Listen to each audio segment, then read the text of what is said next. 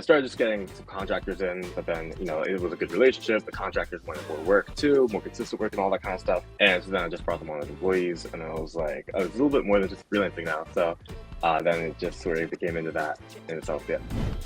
E-commerce is the greatest business opportunity of our generation. Unlimited podcast. I am here today with my co-host Josh. What's going on, everybody? And a guest that we are very excited to interview, Levi Das. Yo, what's going on? Me and Levi have actually been going to the same church for a while, and it's a bigger church, and we never actually met each other until our friend Grant connected us. So Levi is he's not an Amazon seller, but he is in the e-commerce space. And one thing that we want to do on this podcast is interview people who aren't just selling physical products online, but are doing other sorts of e-com as well. Just so that way, we can bounce ideas and learn from different industries and people with different skill sets. So Levi, could you just give a quick introduction of yourself and the business that you run? Yeah, so I founded an advertising agency. We're called Blue Band Marketing. And basically all we do is we provide meta advertising services, so like Facebook and Instagram and all that. And we do that for different e-commerce brands. So we just help them develop their marketing strategy through paid media and then help them profitably scale and increase their revenue. Okay. So how long have you been doing that and how did you get the idea? Yeah, so it kind of actually happened a little like unintentionally. Like I didn't really intend like suddenly one day start an agency, because what I did was I was doing a lot of freelance work. I was a freelance copywriter, and I was working with a lot of I was actually working with some other agencies, and I was working like just as a copywriter for the ads, helping them make the ads just on the copywriting aspect. Then I started doing some freelance work for individual brands themselves, and the scope of work increased, and I also had a couple more clients, which was not really manageable as just a freelancer. So then I started just getting some contractors in, but then, it was a good relationship. The contractors wanted more work too, more consistent work and all that kind of stuff. And so then I just brought them on as employees, and I was like, oh, it's a little bit more than just freelancing now. So then it just sort of became into that in itself, yeah. And what year was that when you made the transition from freelance to running it yourself? Yeah, it was like it was Q4 of 2022. Okay, so recently. Yeah, pretty recent, yeah. Okay, and then you were doing full-time freelance work before then, or just had a 9-to-5 too? I was working like a regular job too, when I started my freelance stuff, but that ended pretty quickly after I started freelancing. Yeah. Got it. Okay, so been full-time. It'll be 2 years full-time running your own business, fall of this year. Yeah, exactly. Awesome. Congratulations, man. Thank you, okay, man. so tell me about like some of the and you don't have, if you don't want to disclose the actual clients, you don't have to, but like the kind of brands that you're working with, like how big are they? What's their main sales channel? Like what category are they in? That kind of stuff. Yeah, so it's kind of like a little bit all over the place. For a while I was only working with people who were already at roughly like 20K in monthly ad spend, just because there was like more room to work with and experiment with. But I did do some experimentation probably like last year in the summer with like a smaller client who he was actually like a friend of a friend type of situation. And I was like, okay, this is kind of cool. And the only thing that was kind of like a hard transition was when you're working with like people who are already at like the 7 figures in revenue point. You can't just do like the same retainer that you would for them for like a very small brand, because then you give them like sticker shock a little bit and they're like, what are you talking about? So that was a little bit more interesting, but then I started exploring some different like things in terms of like ghost equity and that kind of stuff, or just like profit sharing, something along those lines. And then it's not like a great thing to start out the first like, 3-4 months. But if we're able to like scale to like even like 6 or maybe pushing 7 figures in revenue, then that same original like amount of equity or profit share that I had was like a better investment to take on back then in the long term. So recently, it's still primarily people who are, it's usually like 20K monthly ad spend, and then a lot of times their revenue is, or revenue from Facebook ads specifically is somewhere in the realm of like 40 to 50K. And then from there, we had like a few, like 3 brands now that started out like really, really small. One was only doing like 2,500 in monthly revenue. One was doing like 3,000 in monthly revenue. And then I think the other one was less than 5,000 in monthly revenue. Okay. Okay. Very interesting. And these brands are selling primarily through Facebook and Instagram? Yeah. It's either like on like the Facebook shop or just on their website. Got it. Okay. Very interesting. Yeah. All right, I got a question. And in terms of like, what is like, if you're looking at a client and you're seeing, maybe you have like a call with them, the first call, like, what are you looking for in terms of like how big the business is? Like how much money do they have in ad spend? And like, what does that look like as you like show that to like a potential client? Yeah, so I do have like a pretty lengthy qualification process just from like the questionnaire. It's not like super lengthy, but I try to like cover all the bases that I need. So like for the most part, I wouldn't really work with like a smaller brand. Just off the bat, like if they just fell into the funnel somehow, like they usually just get disqualified off. And I have like a VA type of person who'll just like sort through all that. It's really like for the rare like unicorn brands where they are on the smaller side, it's usually just like someone who knows someone and they have some other like qualifying reason that's a special scenario as to why it actually makes sense to sort of like invest in that brand. Even though it's more just like investing in the service that is like lower retainer. But yeah, again, like, you know, it's like 20K monthly ad spend is like the main qualifier. And then a lot of times it's sort of like, you know, I try to look at like what their goal to scale is, especially because a lot of times, like one particular last year, I had a client who like he churned even though his ads were performing great. ROAS was like, I think it was like over 6x ROAS, and this was at like a over 20K a month in ad spend. And then he told me he's leaving. I was like, well, why are we leaving? And then he said, oh yeah, I can't handle all the orders from Facebook ads anymore. And I was like, oh, okay, all right. That's crazy. So I got a little more careful in terms of like what's like the 12-month goal if you work with me. So it's not so much as like the numbers as much anymore. I try to make sure like whoever we're working with, we have like a very clear vision in terms of at least the next 12 or 6 or 12 months or something like that. So then we're like on the same page and there's like not really any surprises. Interesting. Okay, so And before we keep going, because Josh, I know you have some more questions. I just want you to define some terms because, again, we're at a very different niche than what our normal podcast is. So we're normally talking about online arbitrage, retail arbitrage, private label. But so for the listener, define ROAS, define churn. There was another term used, but I forget. But let's just kind of talk about those and like different advertising jargon. Absolutely. So ROAS is return on ad spend. You know, it's just like the amount of revenue that you generate for how much ad spend you spend before getting that conversion. Churn is more like an agency term or a service-based term. It's just like losing like a client. So like if you or I think it's also like a SaaS term. So like if you have like people that are like subscribed to a SaaS product or you have clients, then if you have like a 10% churn rate, then 10% leave after like X amount period. So it's not really for like e-commerce as much. It's more like something where people are on a recurring type of payment. Right. And then I just remember the other thing I wanted you to kind of define. Yeah. So talk about like what is a retainer and also those deals that you were making, right? Because you said some people are on a retainer, some people you might be looking for equity. Like just talk about the difference in those things. Yeah, so retainer is just like the actual fee that you're paying every single month. So if you have like a 10K retainer, then your client is paying you $10,000 a month in exchange for your services. And then the other terms, which have been thrown around, and there's a little bit of like gray area almost, is like ghost equity or profit sharing. And I'm not really sure if there is a difference. I think they're more or less the same thing.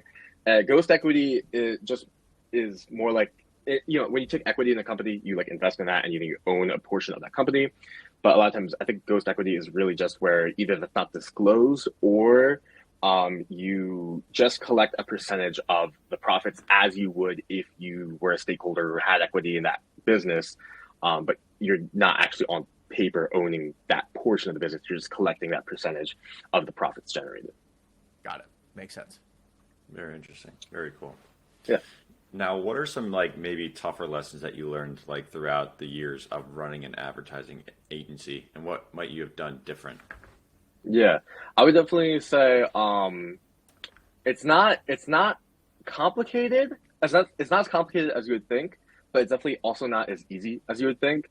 And I think like I was listening to a Hermosi podcast recently. He was talking about like YouTube videos and like making YouTube videos and preparing for that. And he was like talking about like how it was like difficult or whatever. He couldn't get past a certain threshold, something like that. And someone asked him like what his process was for like preparing a video, and he was like, "Oh yeah, it's this little notes app on my phone." And they were like some like YouTube studio agency type of thing. And they were like, "Oh, well, we usually follow this template." And it was like 36 pages long. He was like, "Oh." So then it like sort of like it was kind of like a lot of different instances, like in terms of like building a team or building up like a case study portfolio or something like that, or just or even just acquiring clients, especially if you're trying to use cold outreach, because I see that's a really popular method for people who are first starting their service-based business. To do that, like the amount of like volume you need or preparation you need for all these things, or just work in general to successfully do all these areas well, it's a lot more than you would expect. But the cool thing is like it's not crazy complicated. It's just like, you do a service, you do it well, you develop the craft, and then you deliver it to as many people that want it. Yeah, absolutely. Now, what does your team look like in terms of like, do you have VAs? How many employees do you have now? Yeah, the team is super small. So it's even like a lot of times it's more contractors. The only people that I actually have work with me like that are not contractors is client success manager. I have a VA and I have a media buyer, and that's it. I have worked with like graphic design contractors in the past for certain individual projects, and just like going like something like Fiverr or Upwork to find those kinds of people. Hmm. But yeah, it's super small. Because I have so much experience in actually like developing like the creatives, developing the media buying strategies and all that kind of stuff.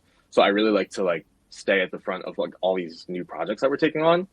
And then it's just more like the amount of work that I just don't physically have the time for. Like I'm just outsourcing to those people. Yeah. Yeah, yeah. Talk to me more about media buying.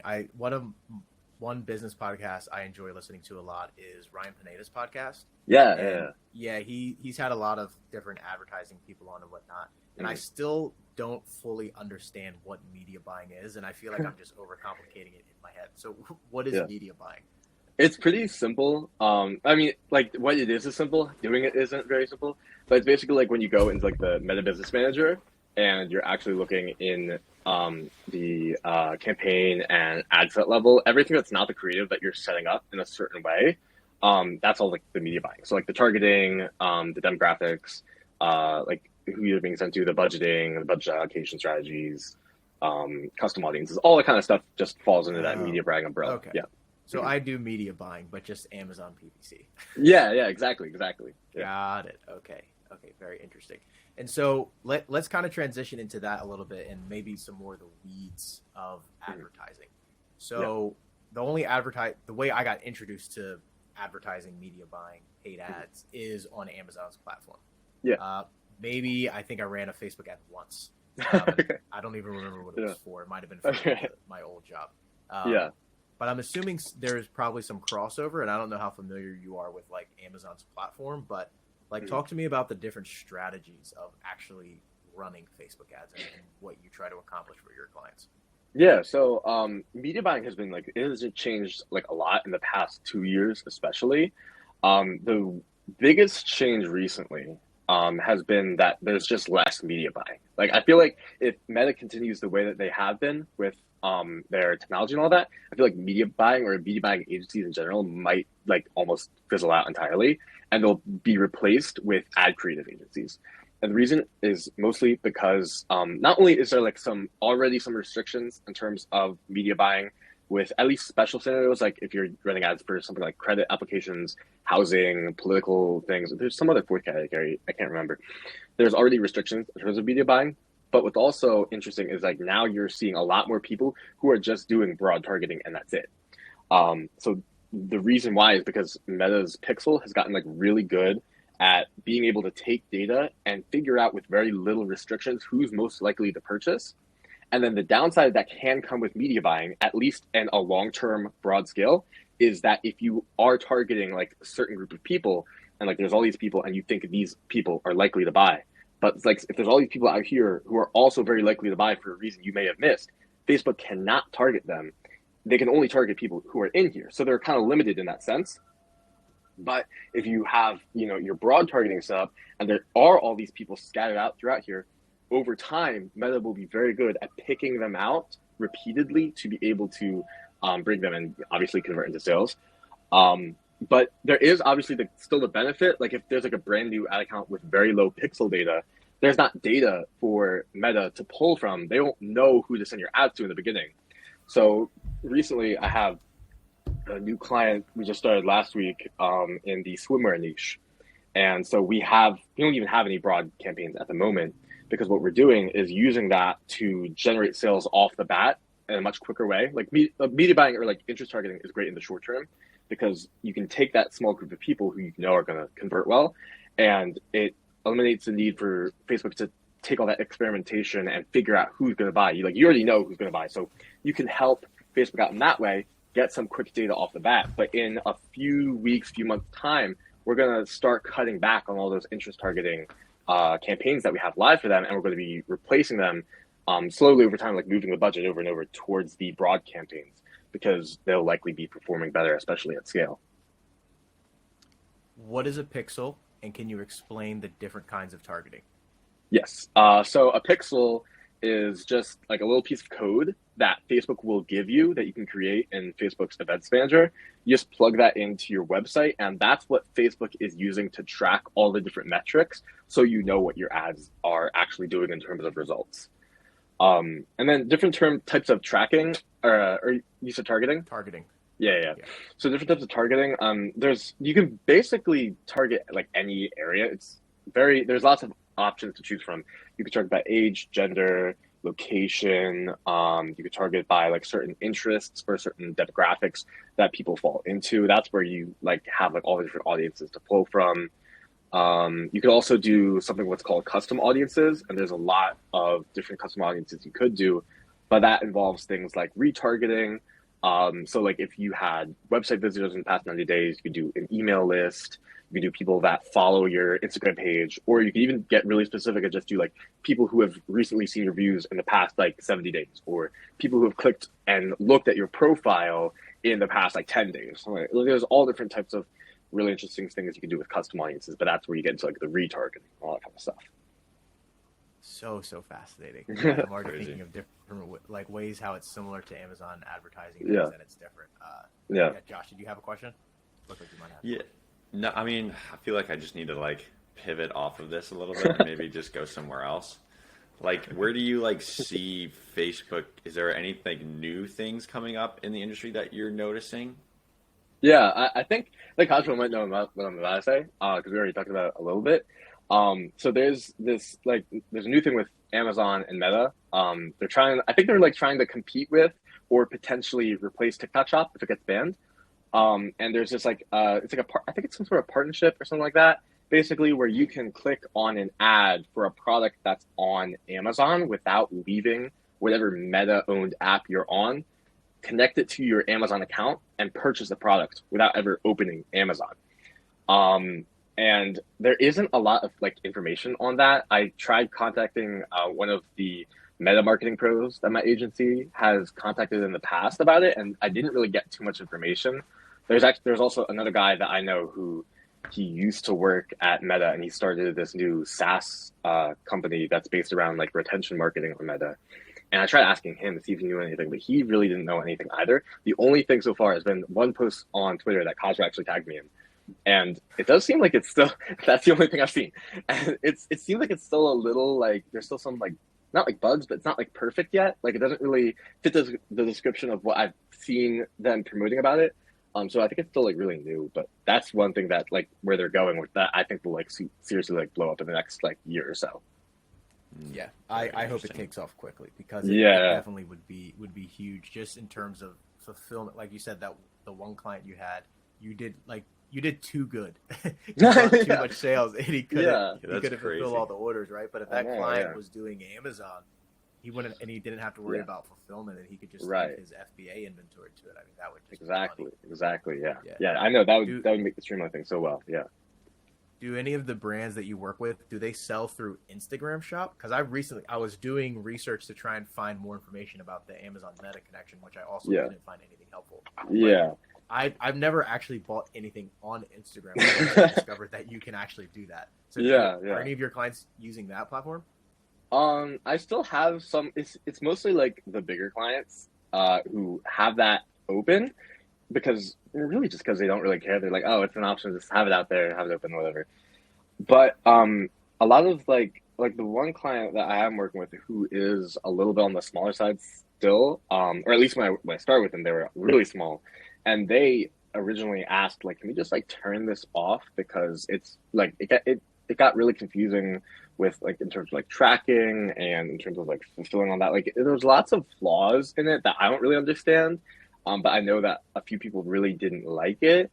And I think, if I'm not mistaken, that feature has been around for like at least since 2019. And I don't think very many people use it, because no one really I think people just go to the website or like their Amazon page to buy it. Like who's buying through Instagram or or Facebook like at all? Because I think like a lot of people don't really trust like Instagram and Facebook with their credit card information, especially with all like the data leaks recently. So I think that's why it wasn't super successful.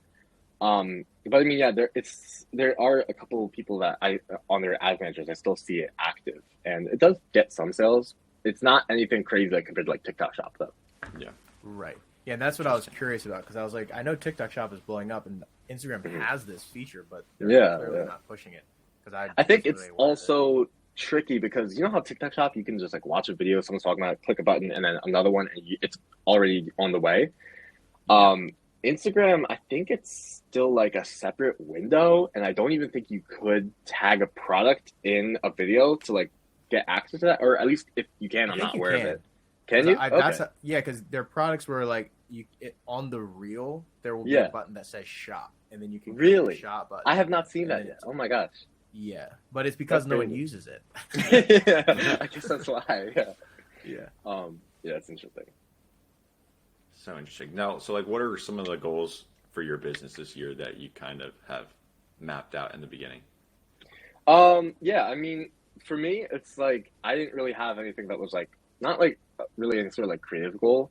From this year to where I am now, the amount of clients that we've had has like it's like 3 times greater than what I had in the beginning of this year. So where I was looking at in terms of like January for like the goals for my agency are a lot smaller than where I am now. And for me, I just want to be I want to be able to scale, but I'm not entirely concerned with scaling super, super quickly, because I know you can with an agency. I've seen people who have done it. But I want, because, and this is probably more because I'm a little more attached to the actual service that I'm delivering, because I'm still like kind of like working on it like as like my like skill or craft type of thing. So because I really care about that aspect, I want to be able to deliver at scale without sacrificing quality. And I want to see like how far I can push that in terms of like the done for you aspect. And then when because I assume there's like some threshold, even with like a relatively big team, where you cannot exceed further. So then from there, I would either want to like go really deep on like select clients and like foster bigger relationships with them, because I think that would be really satisfying to do. Or I feel like the only other alternative to go beyond that without like sacrificing quality of my services would to be something in the lines of like a done with you type of service, or if not done with you, something where it's like a info community type of thing. But it's also like I don't want to just be like another like school launching kid, you know what I mean? So it's I don't know. There's a few different routes where it could go, and I like to keep my goals not beyond 2 quarters away, just because I feel like at least in my business, a lot could change within that time frame, where I would want to probably change my goals anyways. So long-term goals for me is like 2 quarters max, pretty much. Gotcha. And so your service is mostly on the done for you side. Yeah, exactly. So what would shifting to a done with you, how would that be different in your space? I mean, it would probably be like, I don't really know how much my team would be involved. Like I could see where a client success manager would be involved there, and a VA. Obviously, we wouldn't need a media buyer anymore because we're not fulfilling on that. It would basically, I assume it would be more like just like in-depth regular consulting, I assume. That's what I've seen other people do. And like working on like the strategy outline, developing that for them, explaining to them what recommended best practices are, depending on what kind of situation happens on any given week or month, depending on performance and things like that. And then it could look like that with a direct founder or business owner, or if they have a marketing team or someone who's specifically in charge of advertising, doing that or consulting that for them as well. And I've seen it where some people have done like just like 1 to 3 days where they'll just like sit down with like an advertising team and lay things out for them for the next like few quarters, the next year or so. And then I've also seen where it's like a more regular situation where they like hop on a Zoom call every week or every month and, hash things out. But there's a few different ways of doing it. I'm not really sure if I did get into that, like what would fit best for me. But if I get there, it'll be something to experiment with. So it's more like the consulting side of things. Yeah, for sure. Versus actually getting in their ad account and setting. Exactly. Yeah. Right. Okay. Cool. And what is your most of your creatives look like now? Like, how are you building ads? Do a lot of these brands like have people doing that internally for them, and they already know what their creative looks like, or are you also making the creative and buying the media? Yeah, so for the most part, it's creatives and buying media. It can look a little bit different depending on what the actual advertising strategy is. So for some clients who are working on like the UGC style, or not even necessarily UGC, but they try to just like fit in like the sort of Reels format, especially if you're trying to like fit media that follows some sort of trend or something like that in there, then that would be typically something that I wouldn't really be working on except for like the video editing of that. We don't really do like any sort of like videography or photography or anything like that. It's very rare that I'll actually end up doing that. And especially because, like there's like different brands, most of the brands are US located, but still like it would be too much to like ship the products out and all kind of stuff. But yeah. So for the most part, we're just doing everything that is like in terms of like editing on the creative and like something like that. Still creatives, like obviously there's a lot more involvement in making those from our side. Whereas video editing is a little bit less hands-on. It's more like scripting out for them and giving them like more recommendations. Because I don't like to like heavily like script things out too much because then it makes it feel very unnatural and it doesn't then it feels create like an ad. Yeah, I don't want it feeling like an ad. Like I want my ads to just look like really good pieces of content that people might notice as an ad, and hopefully follow whatever conversion we have laid out for that specific creative. But yeah, that's pretty much what we are doing. Yeah. Got it. Cool. That's really cool. Oh wait, I just saw. What'd you say? Yes. So, okay. Yeah. I was laying out some other questions that I had before I forgot them. So Gotcha. As you're doing editing for these creatives, or you're telling the brands like this is the kind of script I want to follow. Like what does that outline look like, and what makes a good piece of creative? Yeah, so in terms of like when we're like looking at the script and everything, like if we were doing like a video ad, we would probably want to look at like what does their brand identity already look like in terms of like the visual brand identity, their tonality type of thing, and their messaging. Those are like the three main aspects of brand identity that we would look at. So we consider those three elements when like writing it out. But then also trying to keep things in line. Like if they're already creating content, you wouldn't really want an ad that's coming from their page to look crazy different from what they're already producing. So again, that's kind of why the video scripts are really loose. And it's more like just hitting certain points that I would want them to hit on, or use certain terminology or frame something in a certain way so that they can take that, you create a piece of content that's already natural to them, but we're just optimizing it for a different goal. Like with content, a lot of times it's just like, views, likes, followers. Maybe if you're doing something like a ManyChat automation, there is a more specific conversion goal. But with an ad, you just you don't want to like hard sell too much, but you want to make the conversion really easy to do, really obvious to do, and all those things. One thing I actually go back to very frequently in terms of making a creative, and in terms of will it perform well in terms of getting the best, highest quality conversions without it being too expensive, is I actually look at Atomic Habits by James Clear, because like that's obviously for like habit development and all that kind of stuff. But those same principles, if you applied them to your call to action or to your the conversion goal, whatever it is. Like, it's like make it easy, make it obvious, make it satisfying. I forget what the other one is, but like you take that 4-step process that normally you would do to make automatic habits. If you can do that in your ad, it'll again like sort of make it like automatic for the consumer to just do that. And if you can reduce that friction as much as possible, then you're going to be getting as many like conversions as you can out of that creative. So that's basically the one thing that I would say is pretty consistent throughout all the different creatives that we're producing. Very, very interesting. And then you mentioned UGC. So talk about what UGC is and how you've seen that impact, ad spend. Yeah. So UGC stands for user generated content. And that's been like trending like heavily in terms of like TikTok and like Instagram Reels and all that kind of stuff, because it basically just takes that format of like what a TikTok or Instagram Reel already is, and then it just kind of creates an ad out of that. So it just looks like a regular person, not like an actual influencer, just a regular person talking about like a product and explaining like, like why they like it. Just try to keeping it like super casual and like bare bones sort of. But in a way, there's been a little bit of fatigue with that. There was like a huge boom of like wannabe UGC creators in like the end of 2023. And so then like a bunch of brands were just using that in their marketing like too excessively, to the point where it was like obvious for like videos. It was obvious that the videos were made to look like they were authentic and genuine, where to the point where you could tell it was obviously not authentic and genuine anymore. So it's weird to find a balance now with that. But like that's sort of how it kind of works. Yeah. Got it. Okay. Yeah. Are you aware of the Amazon influencer program? I don't know. Is that like where you can scroll through their like short form thing now?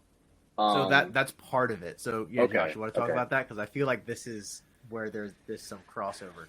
Yeah. So like Amazon's now doing it where like they can like pay people to like, well, not pay people, but like people will review a certain product that they bought on Amazon, and then they can upload it almost right to the listing that that's on the product. And so sometimes people will like go in and try to like see the product before they buy it, because the photos might not be like totally right. And so they can go into one of those reviews, and then if they buy it after looking at one of those reviews, that person who made that review like gets like a 1 to 4% commission depending on like what category it's in, kind of. Gotcha. Yeah, my wife has, I don't know if it's like the Amazon influencer thing, but she does like have like a page set up with like her face and like all the products that she like uses. So she's added it to there.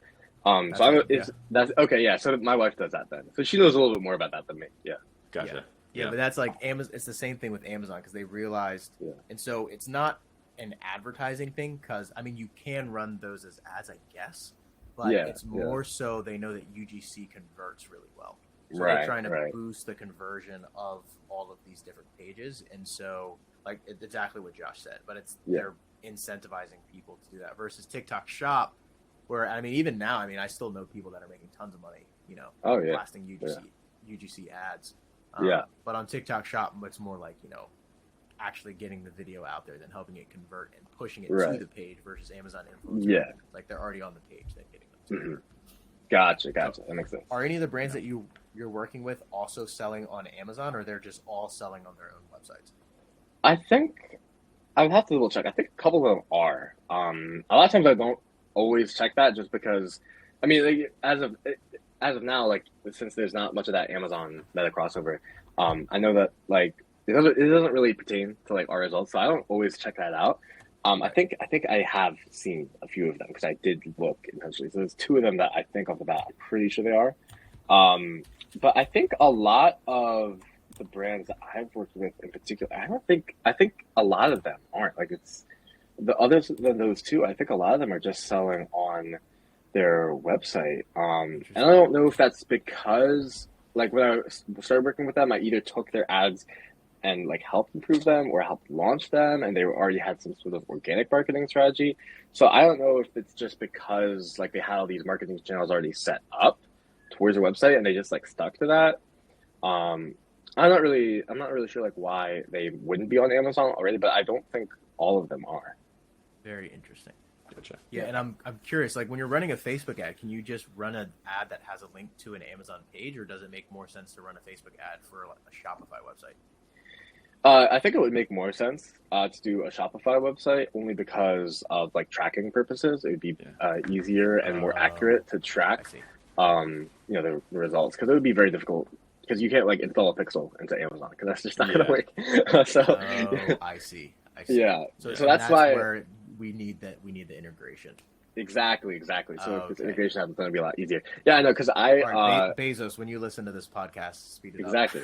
up. We need them on that ASAP. No, that would be really totally like it would be so cool to be able to just like send people straight to Amazon. Not only because like a lot of people are shopping on Amazon, people would trust that more, but also because like Amazon is probably better optimized for conversions than any of my clients' websites. Like I guarantee it. So then if I could just send ads there in like the literally perfect landing page for e-commerce, like any e-commerce brand, like that would just make my job a heck of a lot easier. Right. Yeah. How are you inter- Okay. Yeah, sorry. We need to get more of your clients on Amazon. I know. I should tell them. How are you integrating? Are you integrating AI at all with anything? Yeah. There's actually with some of our client ad accounts, there is like AI integrations like already with like when you're like doing like the copywriting and creative process. I've heard something about like AI creatives made by Facebook. I don't know what that looks like. But at least when I'm doing dynamic creatives for my clients, dynamic creatives involves writing up multiple headlines and multiple ad descriptions, because it can like pull from all of those different things. And when I'm writing one out, like I just write my first headline, then Meta will take that and give me like 5 new headlines based off that previous one, but it's just like written differently with like different angles and all that kind of stuff. And I was actually really surprised with the quality. I guess because it's based off like, something I already created. But very often if I see that there, it's almost every time I'm using at least 2 or 3 of those suggestions and adding that to the list. Gotcha. Very cool. Interesting. Right. All right. I think we're close to landing the plane here. I did want to kind of give some thoughts for the listeners that are Amazon sellers that have stuck with us. So guys, again, we're thinking through how we're building our businesses, right? And we want to eventually be moving up from just doing arbitrage to working directly with brands. We've talked about that plenty of times. That's what our focus has been. And part of, I think, some nuggets that we can grab from this conversation is trying to put ourselves in the shoes of a brand and thinking about what a brand needs and how a brand is doing advertising to get clients to their page. And right, the internet is a lot bigger than just Amazon. And as we're working with brands, and we're not just Amazon sellers, we're e-commerce brand owners, we're thinking about what's happening on all of these different platforms and how that's impacting the brands that we're partnered with and the brands that we're selling. So I know I got some nuggets and ways of thinking from this conversation that I'm going to be adjusting some advertising, thinking about things a little differently to help boost sales and boost the brand presence, make more profit for both of us and for our partners as well. So yeah, absolutely, Levi, Levi. thanks for being with us. Yeah, absolutely. It was a lot of fun. Yeah. Where can people go find you on the internet? Yeah, so I'm on Twitter, I'm on LinkedIn, I'm on Instagram. Those are where I'm pretty much producing content related to all these different topics, and I usually try to like I try to like not gatekeep anything and just like value bomb absolutely everything that I can. Especially on LinkedIn, I've been doing like crazy stuff on there, just like doing lots of like long form stuff, like deep dives into like every single aspect that I can basically think of when it comes to Facebook advertising. So yeah, you can check out any of those. Yeah. Nice. All right, everyone, all his stuff will be in the description. Thanks everyone for listening. If you found value during this episode, give Ecom Unlimited a like and a follow to stay updated on all of our new episodes. And we will see you on the next one.